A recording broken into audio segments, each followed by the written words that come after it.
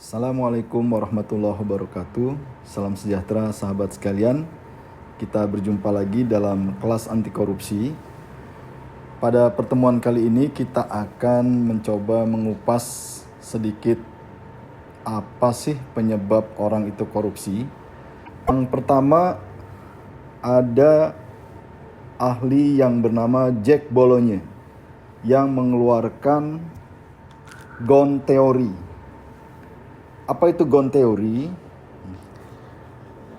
Jack Bologne mengungkapkan bahwa faktor penyebab korupsi adalah yang pertama itu karena greed atau keserakahan. Ya. Yang kedua karena opportunity atau karena ada kesempatan. Kemudian yang ketiga karena ada needs atau kebutuhan. Dan yang terakhir adalah karena faktor expose, karena ingin mengungkapkan apa yang ada pada dirinya. Keserakahan berpotensi dimiliki oleh setiap orang dan berkaitan dengan individu pelaku korupsi. Kemudian terkait dengan kesempatan atau opportunity, organisasi, instansi atau masyarakat luas dalam keadaan tertentu bisa jadi membuka faktor kesempatan orang untuk melakukan korupsi. Misalnya karena pengawasannya yang kurang ketat terhadap satu program atau anggaran. Kemudian kebutuhan ini erat dengan perilaku individu dalam menunjang kehidupannya agar bisa hidup secara wajar. Seorang pegawai tentu dia ingin bisa memenuhi kebutuhan dasarnya seperti memiliki rumah, memiliki kendaraan, atau memiliki barang-barang lainnya agar bisa hidup secara wajar. Karena penghasilannya yang sedikit atau tidak cukup, maka kemudian terdoronglah dia untuk melakukan korupsi. Nah, ini karena faktor kebutuhan. Kemudian faktor pengungkapan ini berkaitan dengan pelaku korupsi yang ingin dianggap sebagai orang yang bisa memenuhi kebutuhannya dan bisa hidup lebih mewah, lebih terhormat dengan kemudian melakukan korupsi. Nah, sahabat sekalian, teori lain dikemukakan oleh Robert Klitgaard yang kita kenal dengan CDMA teori. Ya. Apa itu CDMA teori? CDMA teori merupakan kepanjangan dari C-nya itu adalah corruption. Ya. Corruption sama dengan D atau directionary plus M monopoli dan minus accountability. Jadi menurut Robert Klitgaard, korupsi itu terjadi apabila ada kekuasaan dan monopoli oleh seseorang tanpa dibarengi dengan akuntabilitas.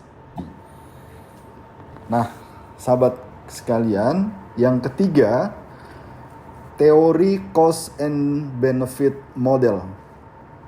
Ya. Menurut teori ini, korupsi terjadi jika manfaat korupsi yang didapat atau dirasakan lebih besar dari biaya atau risikonya.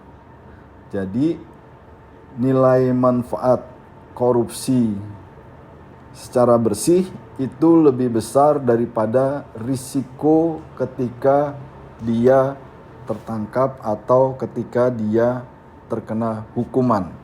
Ya, benefitnya lebih banyak. Ya. Para sahabat sekalian, kemudian teori berikutnya dikemukakan oleh Donald R. Kersey, ya, yang mengeluarkan teori fraud triangle theory. Menurut Donald, ya, ada 3 faktor yang berpengaruh terhadap kecurangan atau korupsi. Yang pertama adalah kesempatan, yang kedua motivasi, dan yang ketiga rasionalisasi. Ketiga faktor tersebut memiliki derajat yang sama besar untuk saling memengaruhi. Nah, sahabat sekalian, sekarang kita ke teori yang berikutnya. Teori berikutnya disebut dengan teori willingness and opportunity to corrupt. Ya. Korupsi terjadi jika terdapat kesempatan atau peluang, misalnya karena kelemahan sistem, pengawasan yang kurang, dan sebagainya, serta adanya niat atau dorongan karena kebutuhan atau karena keserakahan. Ya.